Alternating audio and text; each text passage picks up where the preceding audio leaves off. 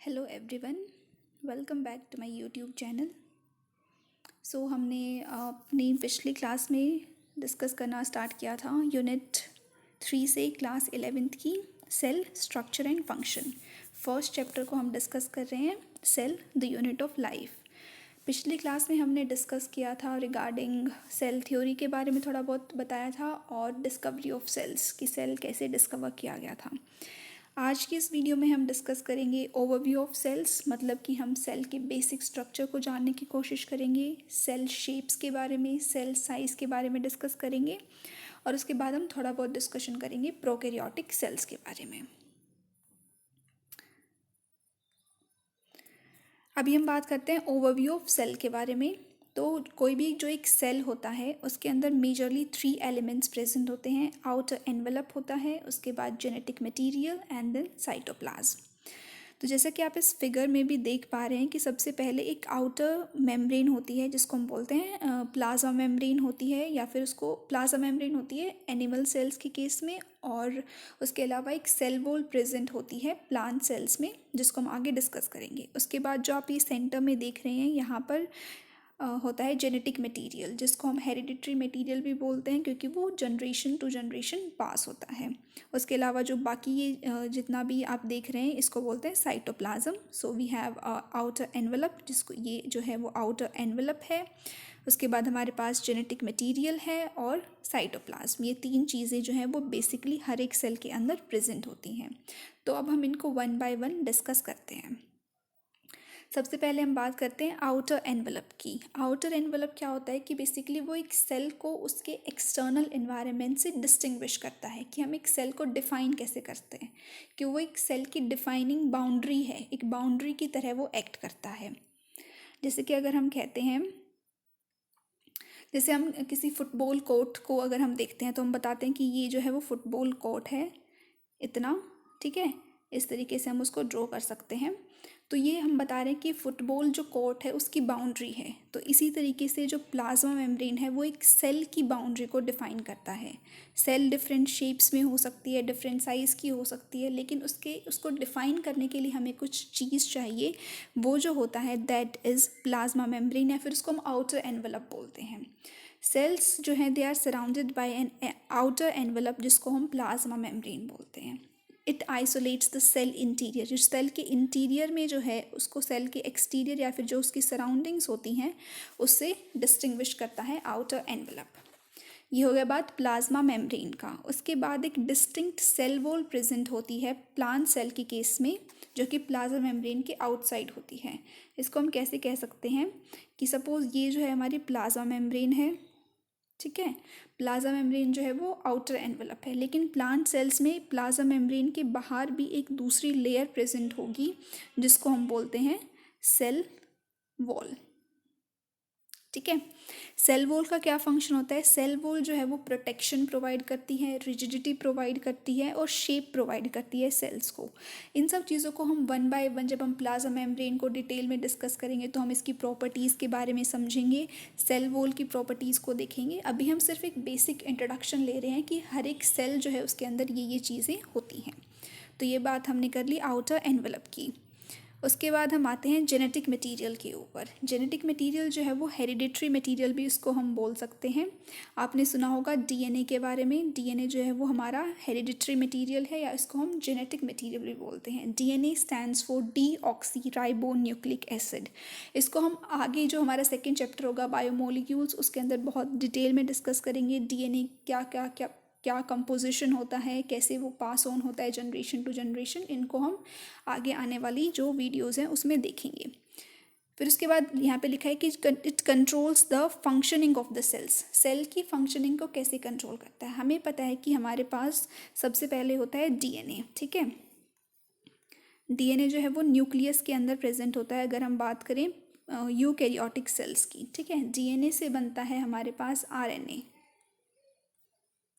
Bye the process of transcription. RNA के बाद हमारे पास बनता है प्रोटीन्स, ठीक है। So DNA then RNA then proteins. और प्रोटीन्स जो हैं वो सारा का सारा फंक्शंस, हमारी बॉडी के अंदर जो भी फंक्शन परफॉर्म हो रहा है वो बेसिकली प्रोटीन्स करते हैं। जैसे कि अगर हम एंजाइम्स की बात करते हैं कि एंजाइम्स डाइजेशन में हेल्प करते हैं, और भी बहुत सारी जगह, हर जगह हम एंजाइम्स के रोल को पढ़ते हैं, तो एंजाइम्स जो हैं वो बेसिकली प्रोटीन्स ही होते हैं। तो इस तरीके से हम कह सकते हैं कि जो जेनेटिक मटीरियल है, जो डीएनए है, वो फंक्शनिंग ऑफ सेल्स को कंट्रोल करता है। ये जो जेनेटिक मटेरियल है ये न्यूक्लियस के अंदर प्रेजेंट होता है, यूकैरियोट्स के अंदर, और प्रोकैरियोट्स के अंदर हम उसको न्यूक्लियोइड बोलते हैं। इन दोनों वर्ड्स को, इन दोनों टर्म्स को हम डिटेल में डिस्कस करेंगे जब हम यूकैरियोटिक सेल और प्रोकैरियोटिक सेल को डिस्कस करेंगे। यहाँ से हम ये भी समझ सकते हैं यूकैरियोट्स का क्या मतलब होता है। यू मीन्स होता है ट्रू, और कैरियन मीन्स होता है न्यूक्लियस।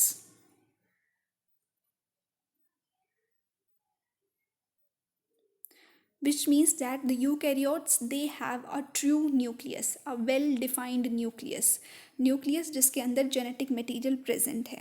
लेकिन prokaryotes, pro means primitive, pro means primitive, primitive मतलब उनके पास वेल डिफाइंड न्यूक्लियस नहीं है, उनका जो जेनेटिक मटेरियल है वो साइटोप्लाज्म में एज सच प्रेजेंट है, कोई वेल डिफाइंड बाउंड्री नहीं है जो जेनेटिक मटेरियल को साइटोप्लाज्म से डिस्टिंग्विश कर रही है। तो इस तरीके से हम यूकैरियोट्स को और प्रोकैरियोट्स को डिफाइन कर सकते हैं।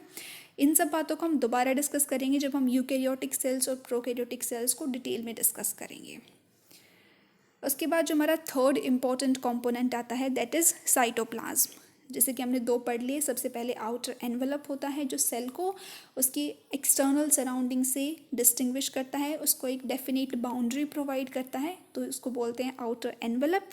उसके बाद हमारे पास होता है जेनेटिक मटेरियल जो कि न्यूक्लियस के अंदर प्रेजेंट होता है यूकैरियोटिक ऑर्गेनिजम्स में।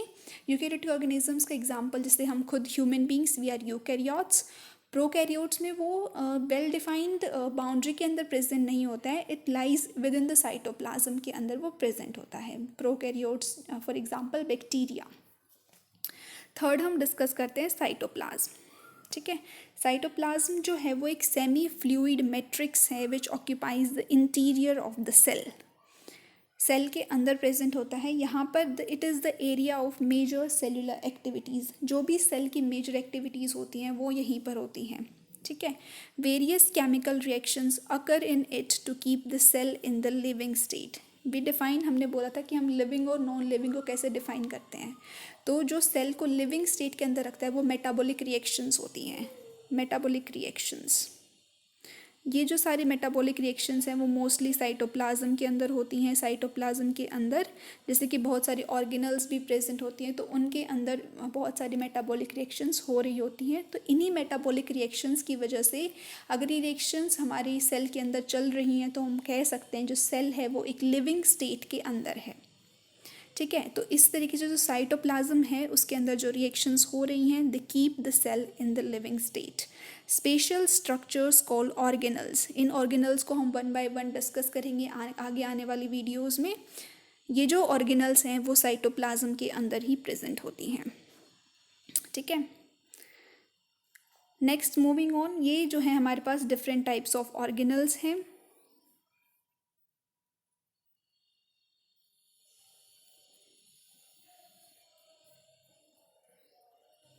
ठीक है, सबसे पहले हम बात करते हैं नॉन मेम्ब्रेन बाउंड ऑर्गेनल्स के बारे में। नॉन मेम्ब्रेन बाउंड मतलब इनकी कोई मेम्ब्रेन नहीं है। ऐसी हमारे पास सिर्फ दो ही ऑर्गेनल्स हैं, राइबोसोम्स है और सेंट्रियोल्स हैं। और जो सेंट्रियोल्स हैं they are present only in animal cells. Plant cell के अंदर सेंट्रियोल जो है वो प्रेजेंट नहीं होता है। सेंट्रियोल का जो फंक्शन है it helps in cell division. So non membrane bound organelles ribosomes होते हैं और सेंट्रियोल्स होते हैं। और सेंट्रियोल्स जो हैं वो सिर्फ और सिर्फ एनिमल सेल के अंदर प्रेजेंट होता है and it helps in cell division. Cell division को हम इसी यूनिट के थर्ड चैप्टर में पढ़ेंगे, वहाँ पे हम सेंट्रियोल्स के रोल को बहुत डिटेल में डिस्कस करेंगे। तो आप इसको याद रखना कि ये एक नॉन मेम्ब्रेन बाउंड ऑर्गेनल है। ये क्वेश्चन बहुत इंपॉर्टेंट है, ये आपसे नीट में और भी बहुत सारे मेडिकल एंट्रेंस एग्जाम्स में पूछा जा सकता है कि नॉन मेम्ब्रेन बाउंड ऑर्गेनल्स कौन से होते हैं। उसके बाद हम बात करते हैं सिंगल मेम्ब्रेन, जिनकी सिर्फ एक मेम्ब्रेन होती है। इस तरीके से कवर्ड ऑर्गेनल्स जैसे कि हमारे पास एंडोप्लाज्मिक रेटिकुलम जिसको हम ईआर बोलते हैं। एंडोप्लाज्मिक रेटिकुलम दो तरीके का होता है, rough endoplasmic reticulum and smooth endoplasmic reticulum. इन दोनों के बारे में हम डिस्कस करेंगे जब हम एंडोप्लाज्मिक रेटिकुलम को डिटेल में डिस्कस करेंगे। उसके अलावा और कौन सी ऑर्गेनल्स हैं जो सिंगल मेम्ब्रेन बाउंड होती हैं? गोल्जाई कॉम्प्लेक्स, लाइसोसोम्स। लाइसोसोम्स को हम सुसाइडल बैग्स भी बोलते हैं। क्यों बोलते हैं उसको हम आगे डिस्कस करेंगे। माइक्रोबॉडीज़, ठीक है। उसके बाद हमारे पास आता है डबल मेम्ब्रेन बाउंड ऑर्गेनल्स। सो यहाँ से हमारे पास दो इंपॉर्टेंट क्वेश्चन बनते हैं। सबसे इम्पोर्टेंट एक तो बनता है ये कि नॉन मेम्ब्रेन बाउंड ऑर्गेनल्स कौन से होते हैं, और एक बनता है कि डबल मेम्ब्रेन बाउंड ऑर्गेनल्स कौन से होते हैं। इन दोनों से क्वेश्चन आपसे पूछा जा सकता है, तो आप इन दोनों को याद रखिएगा कि नॉन मेम्ब्रेन बाउंड जो बिल्कुल मेम्ब्रेन लेस होते हैं वो कौन से हैं, और जिनके पास डबल मेम्ब्रेन है वो कौन से होते हैं। माइटोकॉन्ड्रिया जो कि प्लांट सेल और एनिमल सेल दोनों में प्रेजेंट होता है, और प्लास्टिड्स जो कि सिर्फ प्लांट सेल्स में प्रेजेंट होते हैं। तो ये स्लाइड जो है वो आपके लिए बहुत इंपॉर्टेंट है। यहाँ से आपके लिए दो इंपॉर्टेंट पॉइंट्स हैं, एक तो ये कि नॉन मेम्ब्रेन बाउंड ऑर्गेनल्स कौन से हैं, राइबोसोम्स और सेंट्रियोल, और दूसरा double membrane covered organelles mitochondria and plastids. Next हम बात करते हैं सेल शेप के बारे में। Cell shape, a number of shapes occur in cells, ठीक है। कौन कौन सी शेप हो सकती हैं? ग्लोबुलर हो सकती है, ओवल हो सकती है, डिस्कॉइड हो सकती है, क्यूबॉइडल हो सकती है, रेक्टेंगुलर, बहुत सारी शेप्स हो सकती हैं। जो शेप है सेल की वो वेरी करती है उसके फंक्शन के साथ, कि वो सेल क्या फंक्शन परफॉर्म कर रही है, बेसिकली उसके ऊपर डिपेंड करता है। सो हम डिस्कस करते हैं कुछ पर्टिकुलर शेप्स के बारे में। जैसे आरबीसीज जो हैं, ये बहुत इंपॉर्टेंट है कि आरबीसीज की शेप कैसी होती है। आरबीसी की जो शेप है वो सर्कुलर होती है और बाइकॉनकेव होती है। बाइकॉनकेव ऐसी शेप होती है जो, इस तरीके की शेप को हम बाइकॉनकेव बोलते हैं। आगे आने वाले फिगर में भी मैं आपको दिखा दूंगी कि बाइकॉनकेव शेप जो है वो कैसी होती है। तो आरबीसीज की ऐसी शेप क्यों होती है? Because they have to pass through narrow capillaries and transport oxygen, क्योंकि उनको कैपिलरीज से मूवमेंट करना होता है, तो इस वजह से उनकी जो शेप है वो सर्कुलर और बाइकॉनकेव होती है, ठीक है। उसके बाद हम बात करते हैं WBCs की। WBCs amoeboid, amoeba like shape. Amoeba की कैसी शेप होती है? अमीबा की इरेगुलर शेप होती है, बहुत इस तरीके का होता है अमीबा, ठीक है। तो इरेगुलर शेप भी हम इसको बोल सकते हैं। ऐसी शेप क्यों होती है? इसके पास, जैसे इसको बोलते हैं ना, अमीबा के जो सूडोपोडिया होते हैं, इस तरीके की उनकी शेप है। Because they have to squeeze out through capillaries and to perform phagocytosis. हमें पता है कि जो WBCs हैं वो फेगोसाइटोसिस करती हैं। सपोज हमारी बॉडी के अंदर कोई फॉरेन माइक्रोब या फिर कोई फॉरेन बैक्टीरिया अगर चला जाता है तो उसको फेगोसाइटोस करते हैं WBCs। तो ये सपोज एंट्री हुई किसी फॉरेन बैक्टीरिया की, इस बैक्टीरिया अगर ये यहाँ पे सूडोपोडिया के बीच में जाता है तो फिर ये इनगल्फ हो जाता है, जिसको हम बोलते हैं फेगोसाइटोसिस। तो इस तरीके से WBCs की जो शेप है वो अमीबोइड शेप या फिर इरेगुलर शेप इसको हम बोल सकते हैं। उसके बाद हमारे पास मसल सेल्स जो हैं वो मोस्टली इलोंगेटेड आपको मिलेंगे। जैसे आपने देखा भी होगा, स्पिंडल शेप्ड होती हैं। कार्डियक अपने मसल सेल्स के बारे में जब पढ़ा होगा तो देखो कि इसकी जो शेप है वो कुछ इस तरीके की होती है, स्पिंडल शेप्ड। इलोंगेटेड होते हैं, बेसिकली इलोंगेटेड होते हैं क्योंकि उनका जो मसल्स का जो मेजर काम होता है वो कंट्रैक्शन का होता है। तो इस वजह से जो मसल सेल्स हैं वो इलोंगेटेड होती हैं। Next we come to nerve cells जो हैं वो ब्रांच्ड होती हैं और लॉन्ग होती हैं। ब्रांच से क्या मतलब है कि जैसे आपने देखा भी होगा, नेक्स्ट उसमें दिखाती हूँ आपको। ये देखिए यहाँ पे ये जो है वो नर्व सेल है जो कि ब्रांच्ड है और लॉन्ग है। ये इसकी बहुत सारी ब्रांचेस निकल रही हैं और कितने लंबे भी हैं ये। तो ये ब्रांच्ड हैं और लॉन्ग हैं because for the conduction of impulses to distant places from different body parts to brain। Nerve cells जो हैं वो ब्रांच्ड और लॉन्ग इसलिए होते हैं क्योंकि उनको इम्पल्स को कंडक्ट करना होता है डिस्टेंट प्लेसेस तक, ठीक है। यहाँ पे आप ये भी देख सकते हैं कि जो RBCs है उनकी जो शेप है वो राउंड और बाइकॉनकेव। यहाँ पे ये राउंड दिखा रखा है और बाइकॉनकेव इस तरीके का, कि मतलब बीच में से वैसे दबी हुई होती हैं और साइड से थोड़ा ओवल शेप होती हैं। इस तरीके की शेप को हम बाइकॉनकेव, मतलब ऐसी शेप जो होती है उसको हम बाइकॉनकेव बोलते हैं, ठीक है। ये वाइट ब्लड सेल्स हैं जो अमीबोइड शेप है। Columnar epithelial cells, column like मतलब ऐसे लंबा इलोंगेटेड थोड़ा शेप, लॉन्ग एंड नैरो, ये जो प्रेजेंट होती हैं ये हमारे इंटेस्टाइन में प्रेजेंट होती हैं, जहाँ पे माइक्रोविलाई भी प्रेजेंट होता है जो कि एब्जॉर्प्शन के अंदर हेल्प करता है। ये सब चीज़ें हम धीरे धीरे, जैसे हम रेड ब्लड सेल्स के बारे में पढ़ेंगे जब हम सर्कुलेटरी सिस्टम पढ़ेंगे क्लास 11th की यूनिट 5 में, वाइट ब्लड सेल्स के बारे में भी हम वहीं पे पढ़ेंगे। ये जो कोलमनार एपिथेलियल सेल्स हैं, जब हम डाइजेशन वाला चैप्टर डिस्कस करेंगे तो वहाँ पर हम इन सेल्स को दोबारा से डिस्कस करेंगे, आपका एक रिवीजन भी हो जाएगा और आप यहाँ से भी इनको देख सकते हैं। ऐसे ही जो ये नर्व सेल्स, उसको जब हम नर्वस सिस्टम के अंदर जब हम न्यूरॉन का स्ट्रक्चर पढ़ेंगे तो वहाँ पे हम उसको डिटेल में डिस्कस करेंगे, ठीक है। ये जो दोनों सेल हैं ये प्लांट्स की सेल हैं, ट्रैकीड और मेसोफिल सेल्स। ट्रैकीड्स जो हैं वो एक type of water conducting cell होती हैं जो कि जाइलम के अंदर प्रेजेंट होती हैं। इनके अंदर परफोरेशंस नहीं होती हैं सेल वॉल के अंदर। तो ये जो ट्रैकीड है वो इलोंगेटेड होते हैं बिकॉज इसको जाइलम जो है वो वाटर ट्रांसपोर्ट करता है, तो ये वाटर ट्रांसपोर्ट में हेल्प करती हैं, ठीक है। मीजोफिल सेल्स जो हैं वो राउंड और ओवल होती हैं। इनका जो फंक्शन होता है it is to carry out photosynthetic carbon assimilation which facilitates plant growth, ठीक है। तो यहाँ पे हमने देख लिया, सारी की सारी सेल्स को हमने डिस्कस कर लिया। यहाँ से आपको जो इम्पोर्टेंटली याद रखना है वो आरबीसीज़ का याद रखना है कि आरबीसीज़ की जो शेप है वो सर्कुलर होती है और बाइकॉनकेव होती है।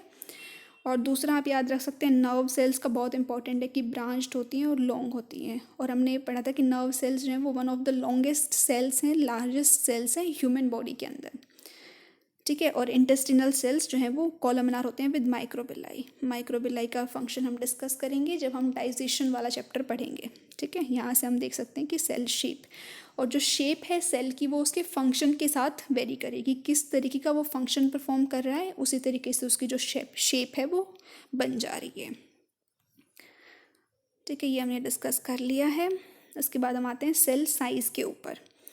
सेल्स जो हैं वो डिफरेंट साइज़ के होते हैं, कोई सेल बहुत छोटा होता है, कोई सेल बड़ा होता है, ठीक है। तो आप सबसे पहले इस डायग्राम के अंदर देखो, सबसे जो पीपीएलओज और जिसको माइकोप्लाज्मा भी बोलते हैं,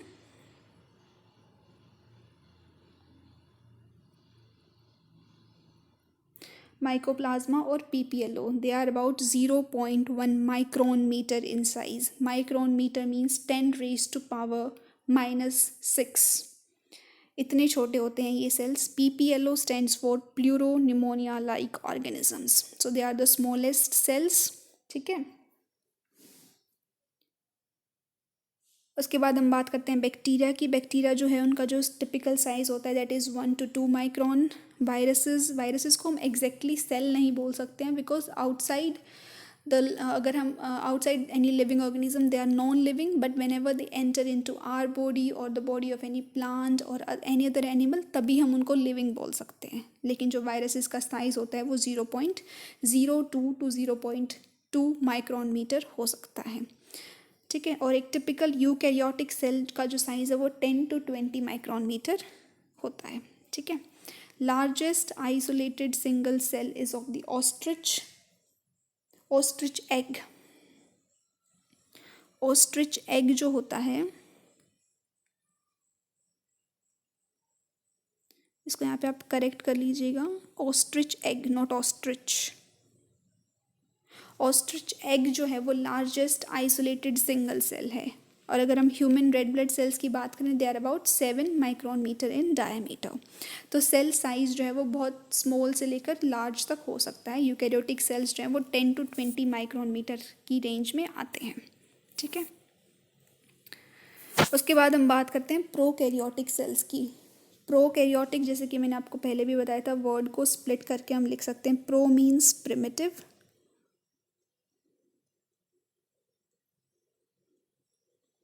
pro means primitive and karyon means nucleus, karyote. तो इस तरीके से जब आप वर्ड को स्प्लिट करते हैं तो उससे आपको उसका जो मीनिंग है वो समझने में बहुत ईजी हो जाता है। Pro means primitive, primitive means पुराना, karyon means nucleus. So they have a primitive nucleus और they do not have a well defined nucleus. अब प्रोकैरियोटिक सेल्स में हमारे पास कौन कौन से एग्जाम्पल्स होते हैं? बैक्टीरिया होता है, ब्लू ग्रीन एल्गे, माइकोप्लाज्मा और पीपीएलओ। ये जो सेल आपको दिख रहा है this is a bacteria. Prokaryotic cells जो हैं they are smaller than eukaryotic cells, जैसे कि हमने अपनी पिछली स्लाइड में भी देखा है कि जो बैक्टीरिया का साइज़ है, जो कि प्रोकैरियोटिक सेल है, वो 1 to 2 माइक्रोन मीटर है। लेकिन अगर हम एक यूकेरियोटिक सेल की बात कर रहे हैं तो वो 10 to 20 माइक्रोन मीटर तक रेंज होती है उसकी। तो जो प्रोकैरियोटिक सेल्स हैं they are smaller as compare to eukaryotic cells, and they also divide rapidly, बहुत फास्टली वो डिवाइड करते हैं। प्रोकैरियोटिक सेल्स के अंदर भी जब हम देखते हैं तो they vary greatly in shape and size, ठीक है। जैसे अब हम देख रहे हैं ये जो शेप है वो एक बैक्टीरिया का है। बैक्टीरिया के अंदर भी बहुत सारी डिफरेंट शेप्स होती हैं, उसको भी हम देखेंगे, ठीक है। उसके बाद ये जो स्ट्रक्चर आपको दिख रहा है, this is of the mycoplasma. Mycoplasma के अंदर कोई सेल वॉल नहीं होते। ये भी बहुत इंपॉर्टेंट क्वेश्चन है, आपसे पूछा जा सकता है कि ऐसा कौन सा प्रोकैरियोटिक सेल है जिसके अंदर सेल वॉल नहीं होती है। सो दिस इज माइकोप्लाज्मा और PPLO, pleuro pneumonia like organisms, ठीक है। ये जो है वो स्मॉलेस्ट सेल भी हैं, इनके पास सेल वॉल भी नहीं होती है, and they are prokaryotic cells. और जो इधर आपको दिख रहा है this is blue green algae, जिसको हम साइनोबैक्टीरिया भी बोलते हैं।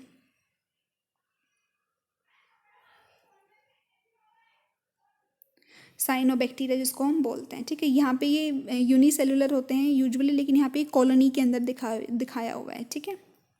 So this is blue green algae जो हमारे राइट हैंड साइड पे है, और लेफ्ट हैंड साइड पे PPLO और माइकोप्लाज्मा। यहाँ पे आपको एक इम्पॉर्टेंट पॉइंट ये याद रखना है कि जो माइकोप्लाज्मा है उसके पास सेल वॉल नहीं होती है। ये भी एक इम्पॉर्टेंट क्वेश्चन है जो आपसे नीट, मेडिकल एग्जाम्स और उन सब में पूछा जा सकता है। नेक्स्ट हम बात करते हैं ऑर्गेनाइजेशन क्या होता है प्रोकैरियोटिक सेल्स का। मतलब बेसिक जैसे हमने पढ़ा था कि 3 लेयर होती हैं। सबसे पहले आउटर एनवेलप होता है, फिर जेनेटिक मटेरियल होता है, उसके बाद साइटोप्लाज्म होता है। तो हम उसको 1 by 1 डिस्कस करने का ट्राई करते हैं। सो ऑर्गेनाइजेशन ऑफ प्रोकैरियोटिक सेल्स, ठीक है। All the prokaryotes they have a cell wall surrounding the cell membrane except in mycoplasma। तो इससे क्या है कि जो आउटर मेम्ब्रेन है जिसको हम प्लाज्मा मेम्ब्रेन बोलते हैं, या फिर इसको हम सेल मेम्ब्रेन भी बोल सकते हैं, ये जो है वो आउटर मेम्ब्रेन होती है। लेकिन प्रोकैरियोट्स में इसके बाहर भी एक लेयर प्रेजेंट होती है जिसको हम बोलते हैं सेल वॉल, ठीक है। ये जो सेल वॉल है वो माइकोप्लाज्मा के अंदर एब्सेंट होती है, जैसे कि मैंने आपको पिछले फिगर में भी दिखाया था कि माइकोप्लाज्मा के अंदर सेल वॉल जो है वो एब्सेंट होती है, ठीक है। इनके पास कोई भी एक वेल डिफाइंड न्यूक्लियस नहीं होता है, इसीलिए हम उनको प्रोकैरियोटिक सेल्स बोल रहे हैं, ठीक है। वेल डिफाइंड न्यूक्लियस प्रेजेंट नहीं है। Genetic material is naked, it is not enveloped by a nuclear membrane. जैसे कि आप इस फिगर में देख सकते हैं, ये जो है वो न्यूक्लियोइड रीजन है जिसको हम बोल रहे हैं कि ये जो है जेनेटिक मटेरियल है, लेकिन वो वेल डिफाइंड न्यूक्लियस के अंदर प्रेजेंट नहीं है। वेल डिफाइंड न्यूक्लियस किस तरीके का हो सकता है मैं आपको दिखाती हूँ। ये जो है जैसे कि आप देख रहे हैं कि इसकी एक डेफिनेट बाउंड्री है, ठीक है, तो इसको हम बोलेंगे न्यूक्लियस। लेकिन अगर ऐसा कोई वेल डिफाइंड न्यूक्लियस नहीं है, सपोज ऐसे ही जो जेनेटिक मटेरियल है वो इस तरीके से प्रेजेंट है, तो उसको हम वेल डिफाइंड न्यूक्लियस नहीं बोलेंगे, ठीक है। ऐसा जो है वो प्रोकैरियोट्स के केस में प्रेजेंट होता है। अगर हम यूकैरियोट्स की बात करें तो वहाँ पे एक वेल डिफाइंड बाउंड्री होती है, और उसके अंदर फिर हमारा जो जेनेटिक मटीरियल है वो क्रोमोजोम्स की फॉर्म में जो है वो प्रेजेंट होता है, तो इसको हम न्यूक्लियस बोलते हैं, ठीक है। लेकिन जो प्रोकैरियोट्स के केस में उसको हम न्यूक्लियोइड, जीनोफोर, इस तरीके के वर्ड्स होते हैं जो हम यूज़ करते हैं।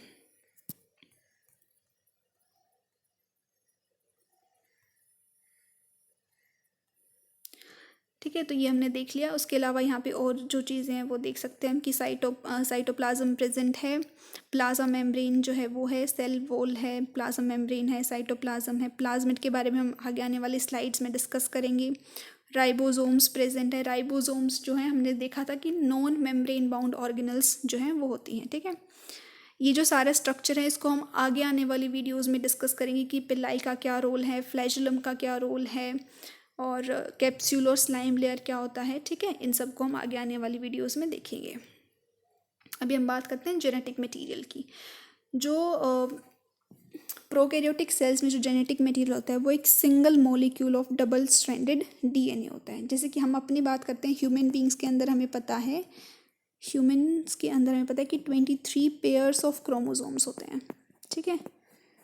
जिसके अंदर हमारा जो जेनेटिक मटेरियल है वो प्रेजेंट होता है। लेकिन प्रोकैरियोटिक सेल्स में एक सिंगल मॉलिक्यूल प्रेजेंट होता है डबल स्ट्रैंडेड डीएनए का। डबल स्ट्रैंडेड मतलब इस तरीके से जो है वो डबल स्ट्रैंडेड होता है, ठीक है। डबल स्ट्रैंड मतलब दो स्ट्रैंड्स जो हैं वो प्रेजेंट है, तो उसको हम बोलेंगे डबल स्ट्रैंडेड, और एक सिंगल ही मॉलिक्यूल प्रेजेंट है।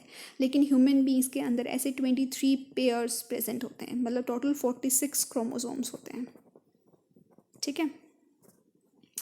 नेक्स्ट जो पॉइंट है, जो डीएनए है वो सर्कुलर है as its two ends are covalently joined. Double stranded है और सर्कुलर है, तो हम इसको इस तरीके से जो है वो ड्रॉ कर सकते हैं।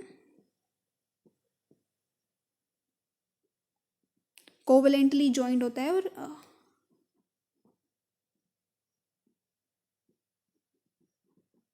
इस तरीके का जो स्ट्रक्चर है उसको हम बना सकते हैं कि एक सिंगल ही मॉलिक्यूल है, सर्कुलर है, कोवेलेंटली अटैच्ड है एक दूसरे, मतलब जो एंड्स है वो कोवेलेंटली लिंक्ड है एक दूसरे के साथ, और डबल स्ट्रैंडेड डीएनए है, ठीक है। DNA is extensively looped and coiled variously to form a spherical oval shaped compact structure, जिसको हम बोलते हैं जीनोफोर, न्यूक्लियर बॉडी और न्यूक्लियोइड।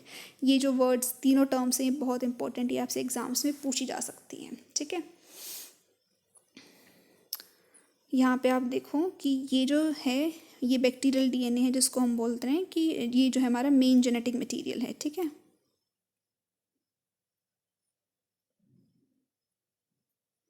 उसके अलावा आप देख सकते हैं कि ये जो है वो दो स्ट्रैंड्स आपको दिख रहे हैं, और एक्सटेंसिवली कोइल्ड है ये, और डबल स्ट्रैंडेड है और लूप की फॉर्म में है, तो इसको हम बोलते हैं न्यूक्लियोइड। न्यूक्लियोइड या फिर जीनोफोर या फिर न्यूक्लियर बॉडी, इन तीन वर्ड से हम इनको देख सकते हैं। यहाँ पे भी आप देख सकते हैं ये जो प्रेजेंट है इसको हम बोलते हैं न्यूक्लियोइड रीजन, की कोई वेल डिफाइंड बाउंड्री नहीं इसको हम, इसलिए इसको हम न्यूक्लियस नहीं बोल रहे हैं, इसलिए इसको हम न्यूक्लियोइड ही बोल रहे हैं। अब हम बात करते हैं प्लाज्मिड्स के बारे में। प्लाज्मिड्स हमने यहाँ पे भी देखा था कि ये जो है स्ट्रक्चर दिखा रखा है हमारे पास प्लाज्मिड। तो प्लाज्मिड एग्जैक्टली होता क्या है? प्लाज्मिड से भी हमारे पास बहुत इंपॉर्टेंट क्वेश्चन बनता है। प्लाज्मिड भी जो है वो एक बहुत इंपॉर्टेंट टॉपिक है, इसको ध्यान से समझना है कि प्लाज्मिड होता क्या है, ठीक है। तो एक तो हमारे पास होता है मेन जेनेटिक मटेरियल, जिसको हम क्रोमोजोम की फॉर्म में बोलते हैं, ठीक है, कि क्रोमोजोम्स को हम मेन जेनेटिक मटेरियल बोलते हैं। इसके अलावा जो एक्स्ट्रा क्रोमोजोमल, एक्स्ट्रा मीन्स मतलब क्रोमोजोम्स से एक्स्ट्रा है, एक्स्ट्रा न्यूक्लियर, न्यूक्लियस के बाहर है, इन केस यहाँ पे न्यूक्लियोइड के बाहर है, तो उसको हम बोलते हैं plasmid. Circular segment of DNA, जैसे आप देख सकते हैं कि ये सर्कुलर है, ठीक है। Small circular DNA outside the genomic DNA, इसको बैक्टीरियल डीएनए या फिर हम इसको कह सकते हैं जीनोमिक डीएनए। जो बेसिकली हेरिडिटरी मटेरियल है, जो एक बैक्टीरिया से दूसरे बैक्टीरिया के अंदर जब वो डिवाइड होगा तो ट्रांसफ़र होता है, ठीक है। लेकिन जो प्लाज्मिड्स हैं वो एक्स्ट्रा क्रोमोसोमल है, या फिर उसको हम एक्स्ट्रा न्यूक्लियर भी बोल सकते हैं, ठीक है। डबल स्ट्रैंड मतलब वही है कि 2 स्ट्रैंड्स हैं, सर्कुलर हैं, ठीक है। प्लाज्मिड्स का क्या रोल होता है? प्लाज्मिड्स जो हैं वो कुछ यूनिक फिनोटिपिक करेक्टर्स प्रोवाइड करते हैं बैक्टीरिया को, जैसे कि रेजिस्टेंस टू एंटीबायोटिक्स। एंटीबायोटिक्स क्या होती हैं? एंटीबायोटिक्स वो ड्रग्स होती हैं जो बैक्टीरिया को किल करते हैं, ठीक है। तो ये प्लाज्मिड्स जो हैं इनके पास कुछ ऐसे जीन्स होते हैं जो बैक्टीरिया को रेजिस्टेंस प्रोवाइड करते हैं एंटीबायोटिक्स से। एंटीबायोटिक्स जैसे कि टेट्रासाइक्लिन, एम्पिसिलिन, ये जो सारी हैं ये एंटीबायोटिक्स होती हैं।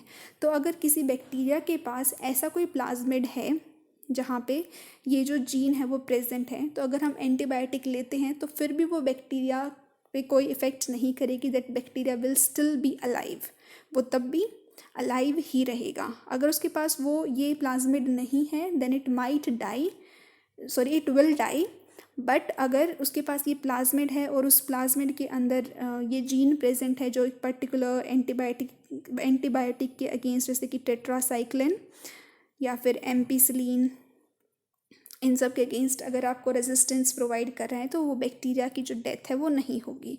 तो इस तरीके से जो प्लाज्मिड्स हैं वो यूनिक फिनोटिपिक करेक्टर्स प्रोवाइड करते हैं बैक्टीरिया को। ये तो हमने एक एग्जांपल पढ़ लिया कि रेजिस्टेंस टू एंटीबायोटिक्स होता है, उसके अलावा भी बहुत सारे और भी तरीके के प्लाज्मिड्स होते हैं जिसको हम जब हम ट्वेल्थ क्लास में हमारा जो जेनेटिक इंजीनियरिंग है वहाँ पे प्लाज्मिड्स का एक बहुत डिटेल्ड टॉपिक आता है कि प्लाज्मिड्स का क्या क्या रोल है। प्लाज्मिड्स जो हैं वो जेनेटिक इंजीनियरिंग के अंदर बहुत ज़्यादा हेल्पफुल होते हैं। वहाँ पे हम प्लाज्मिड्स को और ज़्यादा डिटेल में डिस्कस करेंगे। लेकिन यहाँ से आपको ये याद रखना है कि प्लाज्मिड्स के ऊपर क्वेश्चन आ सकता है, ये बहुत इंपॉर्टेंट है। प्लाज्मिड्स जो हैं वो बैक्टीरिया के अंदर प्रेजेंट होते हैं, ठीक है, नेचुरली प्रेजेंट होते हैं। इसके बाद आपके लिए कुछ क्वेश्चंस हैं। सबसे पहला क्वेश्चन है कि जो डिफरेंट सेल्स हैं उनका डिफरेंट साइज़ होता है, तो आपको इन 4 सेल्स को अरेंज करना है ascending order of their size.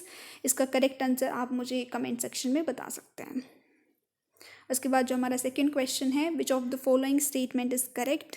Cell of all the living organisms have a nucleus. तो आपको वर्ड्स को ध्यान से पढ़ना है कि यहाँ पे हम न्यूक्लियस की बात कर रहे हैं, ठीक है। जेनेटिक मटेरियल हर एक सेल के अंदर होता है, लेकिन क्या न्यूक्लियस हर एक सेल के अंदर होता है या नहीं होता है, वो आपको देखना है। Both animal and plant cells have a well defined cell wall, ठीक है। ये प्लाज्मा मेम्ब्रेन सबकी केस में होती है, सेल वॉल सबकी केस में होती है या नहीं होती है, ये आप देखना। Cells are formed de novo from abiotic materials. जो सेल्स हैं वो abiotic materials, abiotic means non living material से बनते हैं। तो ये हमने सेल थ्योरी के अंदर पोस्टुलेट्स में पढ़ा था कि सेल्स कैसे ऑरिजिनेट होते हैं। तो अगर आपने वो वीडियो नहीं देखा है तो आप पिछले वीडियो में जाके देखिएगा कि सेल्स कैसे ऑरिजिनेट होते हैं। ये हमने सेल थ्योरी के जो पोस्टुलेट्स हैं उसमें डिस्कस किया था। डी स्टेटमेंट कहते हैं कि in prokaryotes there are no membrane bound organelles. So membrane bound organelles भी हमने अच्छे से डिस्कस किया है, तो आप इस क्वेश्चन का आंसर भी मुझे कमेंट सेक्शन में बताइएगा। आज की वीडियो के लिए हम इतना ही करेंगे। अगर आपको मेरा पढ़ाने का तरीका पसंद आ रहा है तो आप प्लीज़ मुझे सपोर्ट करें। आप मेरे चैनल को दूसरे अपने दोस्तों के साथ शेयर करें। जो भी बच्चे 11th और 12th क्लास में पढ़ते हैं उनके लिए बहुत यूज़फुल होगा। अगर वो इस वीडियो को देखेंगे तो वो मुझे अपने सजेशंस भी बता सकते हैं कि मैं किस किस तरीके से इम्प्रूवमेंट कर सकती हूँ, तो मैं उस अपने वीडियोज़ के अंदर इम्प्रूवमेंट लाने की कोशिश करूँगी। साथ में वो मुझे ये भी बता सकते हैं कि अगर वो किसी और टॉपिक के ऊपर डिस्कशन करना चाहते हैं जो फ़िलहाल उनके स्कूल में चल रहा है, तो मैं उसके ऊपर भी वीडियोज़ बनाने का ट्राई करूँगी। Thank you very much.